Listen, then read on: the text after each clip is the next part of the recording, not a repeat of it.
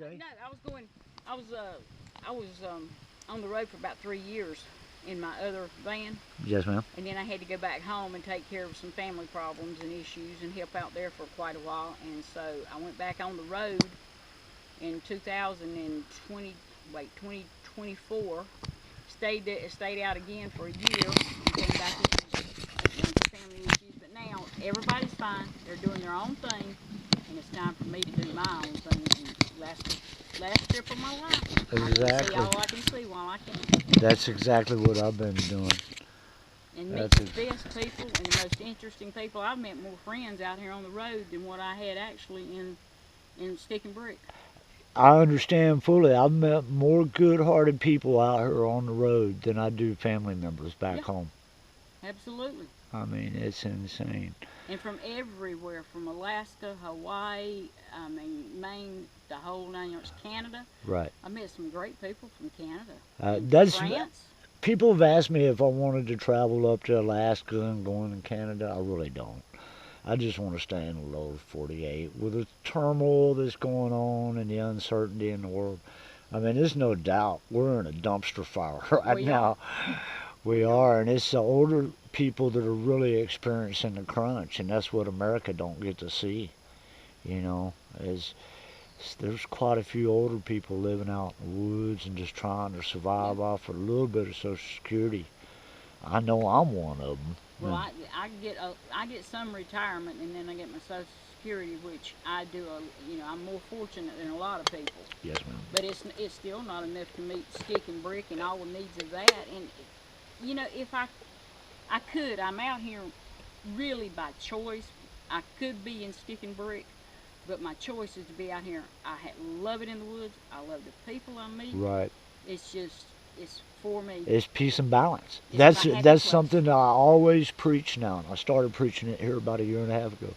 Everybody needs peace and balance. Yeah.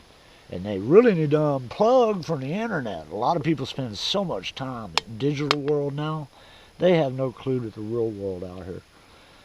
You can't beat it. Not for me. I mean, I've got a friend that this would not be her cup of tea, and we've been friends for 53 years, 54 years now. Yes, ma'am. But it's not her cup of tea. Yep. But and I was talking to her just a few minutes ago before I rolled before up. you came over, and it's like she recognizes that I'm happy. Hmm. She recognizes when I posted it on Facebook how happy I am out here. Hmm. And she was telling me that she could tell it in my face how it is to be out here. Right.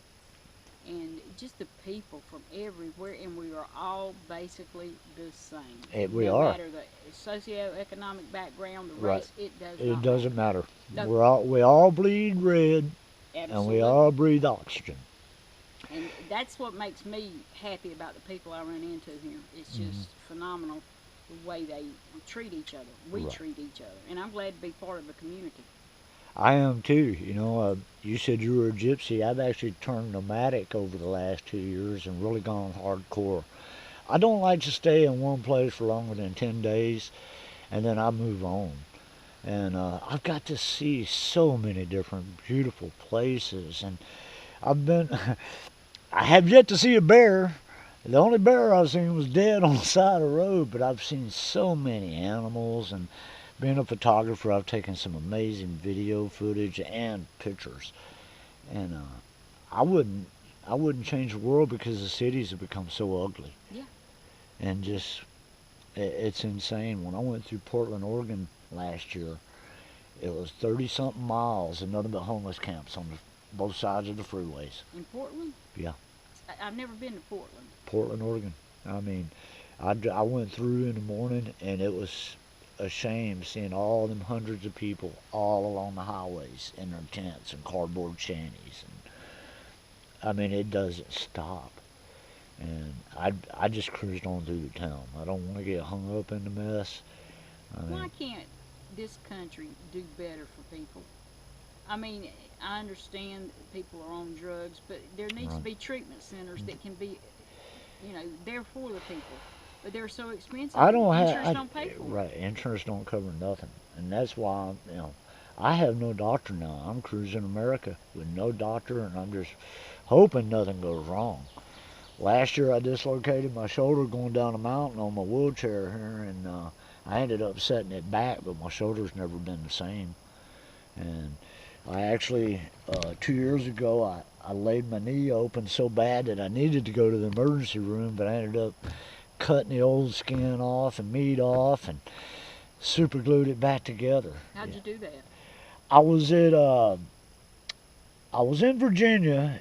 I was at a mountaintop. I can't remember the name of it. It'll come to me. High top viewing area, and it used to be an old fire tire, and then they made a viewing, and it's got a asphalt spiral sidewalk coming down. Well, I've been up there flying my drone, taking pictures, watching the sunrise, and I see this storm coming. So I start packing up and start hauling ass down the deal. Well, it's pouring down rain. This thing hydroplanes, and I slide off the edge of the Oh my goodness. and rolled over, and this right here gouged my knee. Oh. That plug right there. And I was 3 miles from camp, and it was brutal. I stayed in a, well, actually it stopped bleeding, but it just hurt so bad because it hit bone too, and there was nothing I can do, you know. Wow. So I've learned how to do the self-healing and take care of myself, but I'm still, I mean, it's a game of risk, really. Oh, absolutely. So I told myself, I just turned 60 at the end of May, and I told myself no more being Daredevil, no more the fun. I'm not a kid anymore. My brain says I am, but my body says no. Absolutely. If this So- brain is stuck about 40, 45 years old, I'm- but I'm- the body tells me I'm going to be 70 next month. Yes, ma'am. I'm there too. I understand, and I can't take no more. I mean, But you know, I look at you and I look at so many other people, me being 70 and still being able to do what I'm able to do. I'm very fortunate. I'm starting to lose friends. right. And it's I like, know. I'm older and wow, I'm I've been thankful for losing what I a can do. lot of friends, especially my high school age friends. We're all dropping like flies now. And it's a subject of the way we were brought up and all the chemicals and bad foods that we've been fed over the years. So, And working on the farm with all the pesticides that it was Right. illegal back when I was growing up. oh yeah, I'm yeah. surprised that I'm not in a whole lot worse shape than what I am because we didn't use masks or anything back I when I was a understand kid. fully. I did not take care of myself when I was young, and then when I was 13, I started using tobacco products, and that was one of the worst things ever. You know, I started dipping snuff and lost my bottom teeth, and then I took up cigarette smoking for 30 years, and Fortunately, I didn't. Everybody in my family did, including Oh, my yeah? daughters, my husbands. I used to steal my siblings. grandfather's I did. cigarettes. He never had a clue. Oh my goodness. I just, for some reason, out of all the family, siblings on down, I just did not pick it up, and I Yes, think good. ma'am. I think good. I could, because now if I did have I couldn't afford them. It's what the prices are for cigarettes now. I understand. Yeah, I'm glad I quit. I mean, and I ended up, when my doctor said, hey, I can't find another doctor to take you on, so all the heart medication for cholesterol, they had me on a mountain of pills. And I looked at him, I said, well, what am I supposed to do now? And he says, just keep looking for another doctor until you find one that'll prescribe you. He said, I'm sorry, there's nothing I can do. It's out of my control. I got to retire. He was almost 70 when he retired. He stayed longer in the profession than any other physician I know. And nobody would take me on. I looked for 6 months and I finally give up. The only doctors I can find was over 150 miles away. And that ain't going to work. Well, I had one doctor that when I started well, it wasn't that when I started, but it was the second time. They said, you got to come back in our office once a month for me to prescribe that particular Right. medication. Right. I said, you give me one more, and I'll wean myself off of it. And it's Right. been, the 5th of July, it'll be 2 years since I took that medication. I ain't been back to see him either. I've weaned myself totally off of it. And I'm fine. I'm actually better off now. You know, I think I am. doctors and the drugstores does not kick it out when you're taking medications that should not be taken together. Right. It like to kill me because I Right. was taking. They almost killed me too. Yes, They had no clue they were giving me such a toxic cocktail of pills. absolutely. And you'd you think know, that the drugstore would red flag it. right? No, they just want the money. it's all about how many cells they can get through. Everything revolves around the dollar now. Absolutely. The CEOs have to have new yachts in the summer and new chalets in the winter. Betsy, I've been quoted this, and I'll say it again. I offend people, but the only God that people really believe in now is printed on money. You're right. You That's don't offend me, you're right. That is the truth, and I've had Bible thumpers just totally try to shut me down, and I said, open your wallet. Let's compare wallets and see whose is deeper, you know. And it shows. I was actually an elder in the church, so. What denomination? I was a non-denominational. I grew up Baptist, and then I jumped into the non-denominational, and after 9 years, I couldn't. There's a long story, but when I found myself in a situation needing a church, it couldn't help me, but they can help an orphanage down in Peru. Well, I can't go to church anymore because I cannot stand the cruelty that the Christian nationalists are inflicting on their neighbors, Yes, the ma'am. less fortunate. It's like my God didn't believe in that. Right. And I can't go to church now. I'll be honest with you, I walked away from God. I don't believe anymore. There is a higher power, a cosmic power that governs everybody. But I truly don't believe one person was involved in making this will. So, one entity. I believe in a higher power of some sort. Yeah, but I can't do. Ladies and gentlemen, you're watching Bowwiz Wheelchair Adventures, and I'm sitting here with Betsy. And I'm not going to, she doesn't say her age, I'm not going to say it, but she is living in her van. She is a Social Security recipient, and she cannot afford a place. But again, she did say she could make it, but she would not have a life. She would not have no quality of life. Just like me. If I used all my funds that I get for being disabled to get in a place, I would have nothing left, and I'd be below poverty. So, and I would be so unhappy. This woman is actually smiling, just like some of these other elderly people that I've met out here in the desert, or in the mountains, or how many places have we been now? How many people have I interviewed? This is another, folks. I know it's real. I know it's raw. And sometimes it's heartbreaking, but this is real. I can't script this, and there's no AI involved. But I don't want to pry into this woman's life. She's volunteering her information, and I just wanted to share that with y'all. Thank you for just telling me your story. I mean, you're welcome. You are welcome. You got my respect, Betsy. I like the fist bump. Thank you. You're a badass. That's all I can say. You're a badass. Because look at her. She's been at this a while, y'all. A while. Almost 4 years total. Yeah. Well, 4 years going on 5 now. Yep. Well, she's up me, but we're past, once you go past the 1 year mark in van life, it's pretty much, you're no longer a novice. You're no longer a newbie. You're experienced. But once you reach the 2 year mark on up, that's when you start going to the master survivalist categories. So we've learned tricks of the trade. We know how to survive, and we damn sure know how to get by on a little bit of money that Social Security left for everybody. You're not alone. Thank you. Thank you. You're not alone, man. There's a lot of people out here, and a lot of more people's going to watch. Can I say one thing? Yes, ma'am. People say, what do you do? Are you afraid? No, I'm not afraid.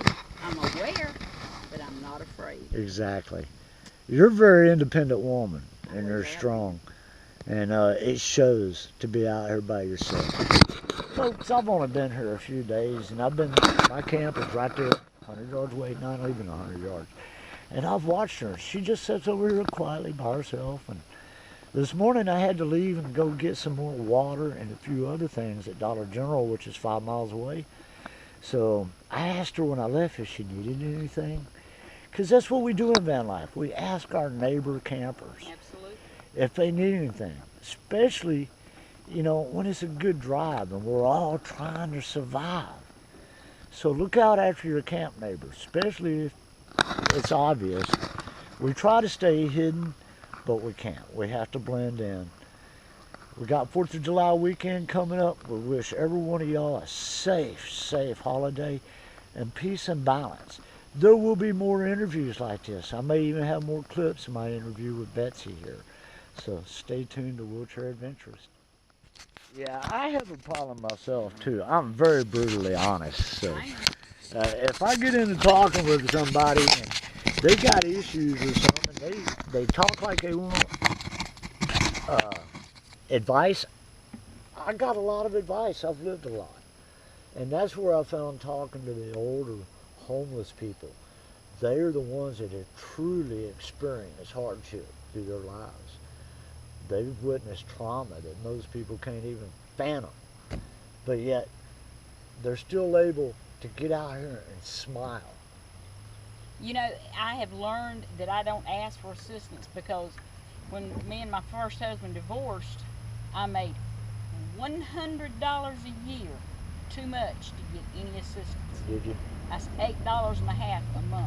Yes, I ma'am. wound up working 3 jobs because the judge told him, you don't have to pay child support, and looked at me and said it was my job to raise those girls. I said, yes, Your Honor, and I will. And then later on, I wound up in a situation where I went to ask. Was making $13 a month too much. Wow. And the last time, which was a couple of years ago, I went to ask. This is when I had to go back home for the family.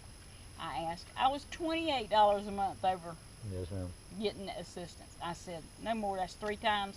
No more. I had to get an attorney involved just to get my Social Security disability, and it was basically they had my full family chart of where this disease started, how much treatment I'd already had, and it still, I mean, it took an attorney just to get my Social Security, and then they told me, hey, you've made a lot of money, so you're never going to be eligible for Medicaid, but we'll give you Medicare. Well, in my mind, that long ago, I'm thinking, okay, that'll work. I did not realize it ain't even worth the paper it's printed on. They deny everything. They don't cover hardly anything when you really need it.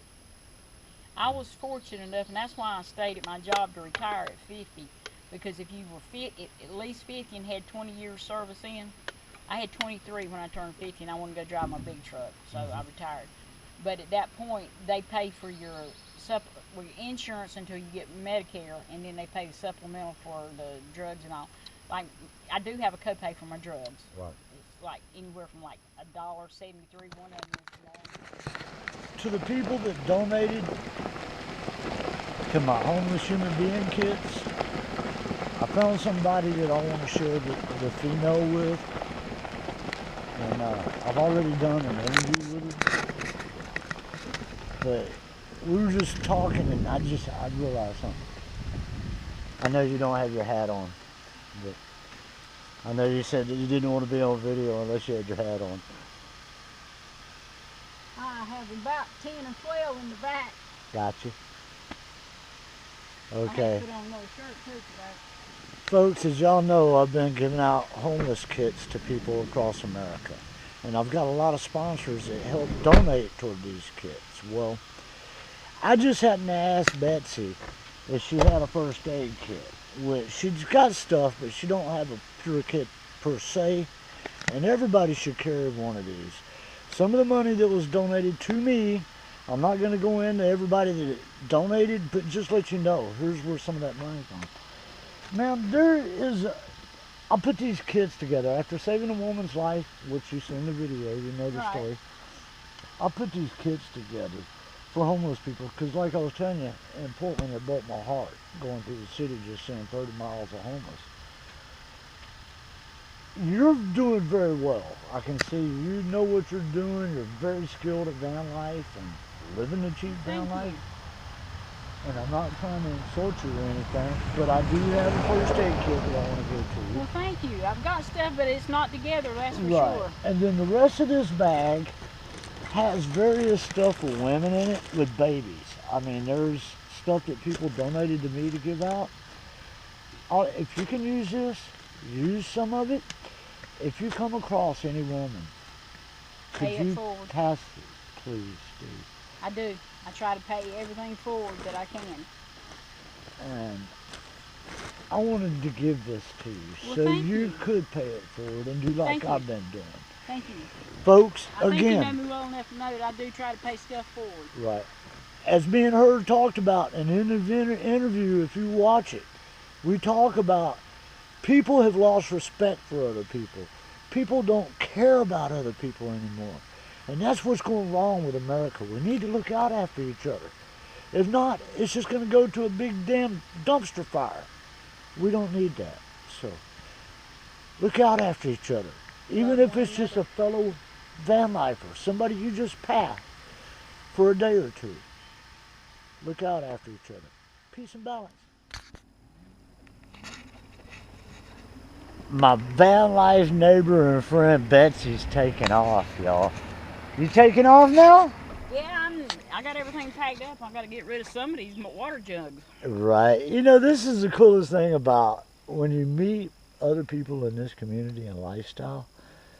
It's great to have people just come up and, wish you safe travels and best wishes. And I'm doing the same to her. Absolutely. You've already got a fan base on my Facebook Oh, page. wow. I mean, people are just admired by you. I'm So. just And I simple. ain't even showed them the damn videos yet. Hell, I ain't even looked at the videos we made together.